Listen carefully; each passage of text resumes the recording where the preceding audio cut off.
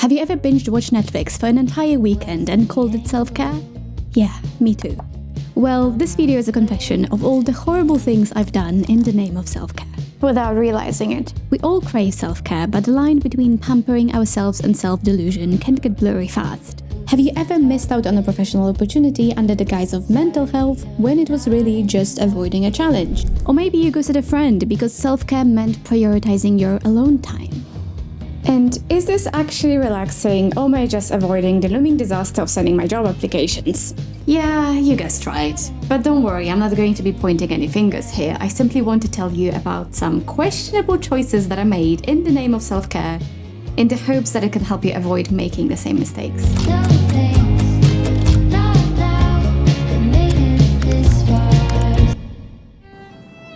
Full disclosure, I'm an introvert. I do like people, just in small quantities. I like getting to know people gradually, I recharge my batteries when I'm alone, and parties, networking events are my idea of hell. 2 years ago, I moved to London, and making friends as an adult is hard, especially as an introvert. So each time that it got difficult and draining, I would tell myself, it's fine, you're alone anyway, you don't need friends. And then I got lonely. Very lonely.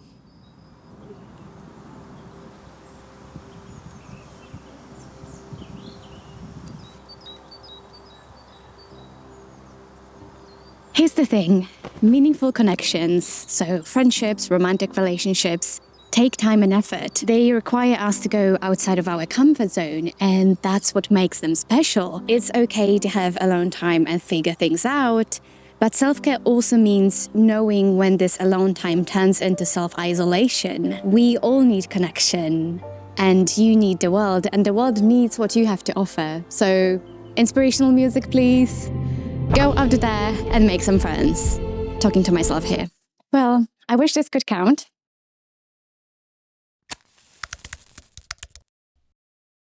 I used to have a high-pressure, high-earning job, but no time to enjoy the income that I earned. So I bought things. It took just a minute to order something and made me feel better. Like an item for the future Daria that will have time for hobbies or holidays. Sometimes I didn't even unpack the thing as it arrived. That was definitely a low point in my life.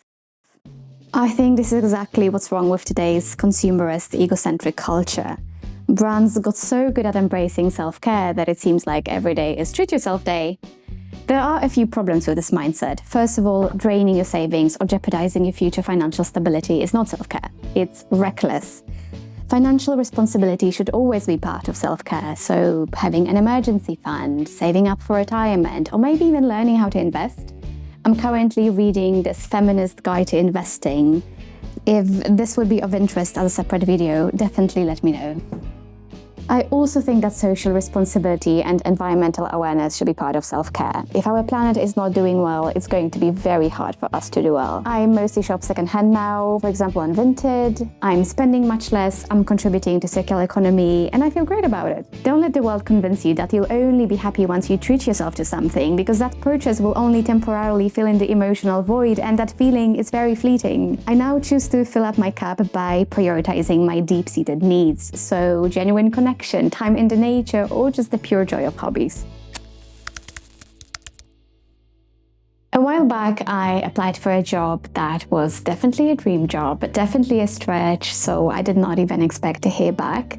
But I did, and they offered me an interview. I remember being so shocked, I immediately started overthinking things, saying to myself, well, I'm definitely getting rejected, so why should I get my hopes up?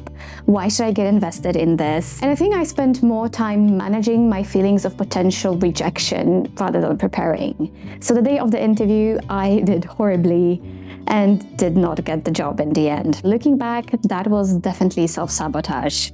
I wanted to avoid getting rejected and I wanted to control the outcome at all cost, even though it meant that the outcome was bad for me in the end. And that made me realize that I sometimes use self-care as an excuse to avoid any situation that may be potentially stressful or challenging, and I trap myself in my little comfort zone.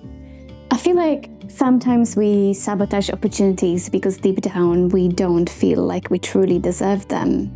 Our brains prioritize avoiding shame over potential fulfillment. It's very hard to get disappointed if you have low expectations of yourself. And the same goes for relationships. We break up prematurely because we want to avoid getting heartbroken. And once I realized that, I decided that I don't want to use self-care to deprive myself of potential happiness or opportunities.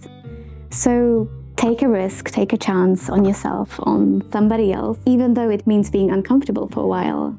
Growth lies outside of the comfort zone most of the time anyway.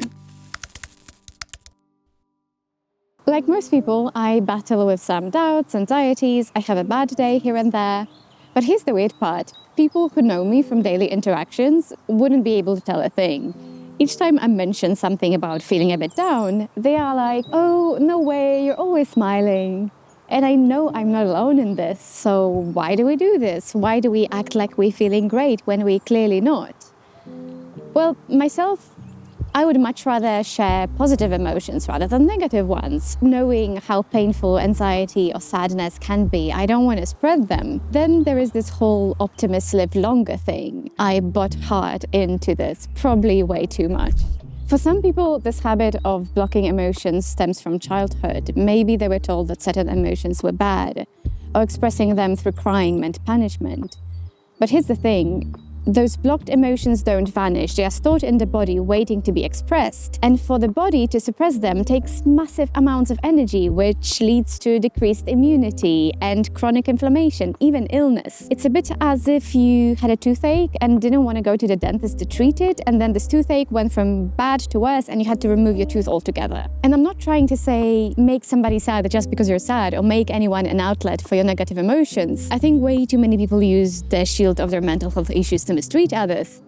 But what I am trying to say is don't run away from your negative emotions. Be aware of them, name them, talk to somebody about them, be it a friend or professional, but don't run away from them. Find a healthy outlet, find your own way of coping with them.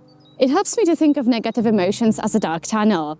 No one wants to go through the dark tunnel, but if you want to get to the other side, you kind of have to. Otherwise you're stuck. The only way is through. While cultivating gratitude and optimism is important, learning to navigate negative emotions, which are a normal part of human existence, is just as important.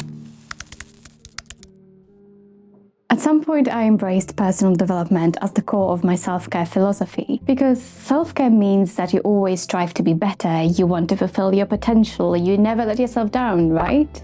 Right? Yeah, but I think I took it a bit too far and it turned a bit toxic. I would judge everything that I do, including rest, through the prism of productivity. And I would only be happy with myself if I did everything from my endless to-do list. I was hooked on this obsessive, unhealthy version of personal development. And it wasn't good for me. It took me way too long to realize that it's very important to have rest days. And rest days, surprise, don't need to be productive. And if you slip up every now and then, get distracted with your time, it's fine. There's no need to beat yourself up about it. It happens to everyone. If you get caught up in this productivity obsession, like I used to do, what helped me was to plan my rest days, either an evening every week or a day like Sunday. You need to plan a day where you don't need to tick anything off your list and don't feel guilty about it. We don't want to stagnate in our comfort zone, but we also don't want to push ourselves to the breaking point in search of some unachievable perfection. It's a very difficult balancing act, and I've been on both extremes, but progress over perfection, right?